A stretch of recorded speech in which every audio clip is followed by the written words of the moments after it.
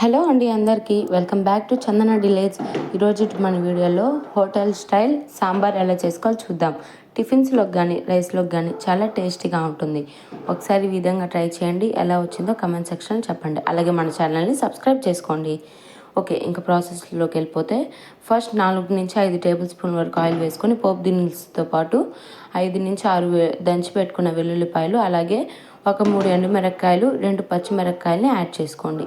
ఈ పచ్చిమిరపకాయలు, ఎండుమిరపకాయలు, పోపు దినుసులన్నీ మంచిగా ఫ్రై అవ్వాలండి. ఈ విధంగా ఫ్రై చేసుకోవడం వల్ల వెల్లుల్లిపాయలు అనేది లైట్గా రెడ్డిష్ కలర్లో రావాలి, అంటే లైట్ బ్రౌన్ కలర్ అనేది రావాలి. తర్వాత ఈ విధంగా మంచిగా ఫ్రై అయిన తర్వాత ఉల్లిపాయలు అనేవి వేసుకోండి. మీ దగ్గర చిన్నవి సాంబార్ ఉల్లిపాయలు ఉంటే అవి కూడా వేసుకోవచ్చు. అవి అయితే టేస్ట్ ఇంకా బాగుంటాయండి. నాకు అవైలబుల్గా లేక నేను వేసుకోవటం లేదు. ఈ విధంగా ఆనియన్స్ వేసిన తర్వాత 2 మినిట్స్ వరకు ఫ్రై చేశారంటే ఈ విధంగా లైట్గా కలర్ చేంజ్ అయిన తర్వాత టొమాటో అనేది యాడ్ చేసుకోండి. ఆనియన్స్ అనేటివి సాంబార్కి ఎక్కువ కుక్ అవ్వాల్సిన అవసరం లేదండి, ఆనియన్స్ టొమాటోస్ అనేటివి. ఎందుకంటే మనం ఆల్రెడీ సాంబార్లో బాయిల్ చేస్తాం కాబట్టి సరిపోతుంది, ఎక్కువ ఆయిల్లో ఫ్రై అవ్వాల్సిన అవసరం లేదు. తర్వాత ఈ విధంగా టమాటో వేసిన తర్వాత ఒక 2 మినిట్స్ వరకు ఫ్రై చేశారంటే ఇక్కడ నేను చూపిస్తున్న విధంగా ఈ విధంగా ఒత్తితే మెత్తగా అయిపోవాలి, అంటే స్కిన్ అనేది టొమాటో నుంచి వచ్చేసేయాలి. ఈ టైంలో మనం ముందే కట్ చేసి పెట్టుకున్న వెజిటేబుల్స్ అనేది యాడ్ చేసుకోవాలి. ఫస్ట్ అయితే డ్రమ్ స్టిక్ వేసుకొని ఒక 2 మినిట్స్ ఫ్రై చేయండి. తర్వాత ముల్లంగి, క్యారెట్ వేసుకుంటున్నానండి నేనైతే ఇక్కడ. మీకు దోసకాయ కానీ లేడీస్ ఫింగర్, వంకాయ ఇలాంటి ఏమైనా వెజిటేబుల్స్ ఉంటే మీరు యాడ్ చేసుకోండి. నాకు అవైలబుల్గా ఉండేది ముల్లంగి, క్యారెట్ కాబట్టి అవి వేసుకుంటున్నాను. ఈ విధంగా ముల్లంగి, క్యారెట్ వేసుకున్న తర్వాత ఒక టేబుల్ స్పూన్ వరకు పసుపు అనేది యాడ్ చేసుకొని మొత్తం ఆయిల్ అనేది పసుపు అనేది ఆయిల్ మొత్తం మంచిగా కలిసేటట్టుగా మంచిగా మిక్స్ చేయండి. ఈ విధంగా కింద నుంచి పై వరకు ఇక్కడ నేను చూపిస్తున్న విధంగా నేను ఎలా మిక్స్ చేస్తున్నానో ఈ విధంగా మిక్స్ చేయండి. ఈ విధంగా మంచిగా మిక్స్ చేసి ఒక 5 to 6 మినిట్స్ వరకు లో ఫ్లేమ్లో ఉండించండి. ఇలా లో ఫ్లేమ్లో ఉండడం వల్ల మంచిగా కుక్ అవుతుందండి. 10 నుంచి 20% వరకు ఆయిల్లోనే కుక్ అయిపోవాలి వెజిటేబుల్స్ అనేటివి.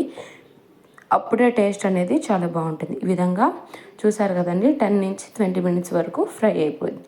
ఈ 10 నుంచి 20% వరకు కుక్ అయిన వెజిటేబుల్స్లో మనం ముందే ఉడకబెట్టుకొని పక్కన పెట్టుకున్న కందిపప్పుని యాడ్ చేసుకోండి. కందిపప్పు యాడ్ చేసుకున్న తర్వాత ఆ కందిపప్పు దాంట్లోనే కొంచెం వాటర్ వేసి యాడ్ చేసుకోండి. తర్వాత మొత్తం మంచిగా మిక్స్ చేసేయండి. ఈ విధంగా మొత్తం మిక్స్ చేసుకోవడం వల్ల మొత్తం అనేది మంచిగా మిక్స్ అవుతుందండి. తర్వాత ఇక్కడ టేస్ట్కి తగినంత కల్లుప్పు అనేది యాడ్ చేసుకోండి. ఇక్కడ 2 టేబుల్ స్పూన్ వరకు యాడ్ చేసుకున్నానండి. తక్కువైతే మళ్ళీ చూసి సాల్ట్ అనేది అడ్జస్ట్ చేసుకోవచ్చు.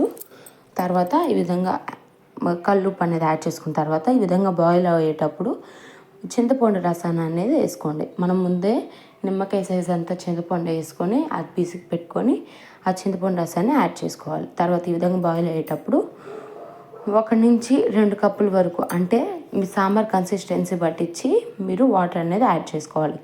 తిక్కుగా కావాలంటే తిక్కుగా, లేదా పలుచగా కావాలంటే ఈ విధంగా ఈ ప్రాసెస్లో చేసుకోండి. ఇక్కడ 2.5 కప్పు వరకు వాటర్ అనేది యాడ్ చేశానండి. ఈ విధంగా వాటర్ అనేది యాడ్ చేసిన తర్వాత ఒకసారి మిక్స్ చేసుకొని సరిపడా కారం వేసుకోండి. మనం పచ్చిమిరపకాయలు, ఎండుమిరపకాయలు వేసాం కాబట్టి కారం అనేది ఎక్కువ పట్టదండి. సో టేస్ట్కి తగినంత చూసి వేసుకోండి. నేను ఇక్కడ 2.5 టేబుల్ స్పూన్ వరకు కారం అనేది యాడ్ చేశాను. ఇది బయట కొన్న కారం అండి, పెద్ద కారం ఉండదు. సో 2.5 టేబుల్ స్పూన్ వరకు కారం అనేది యాడ్ చేశాను.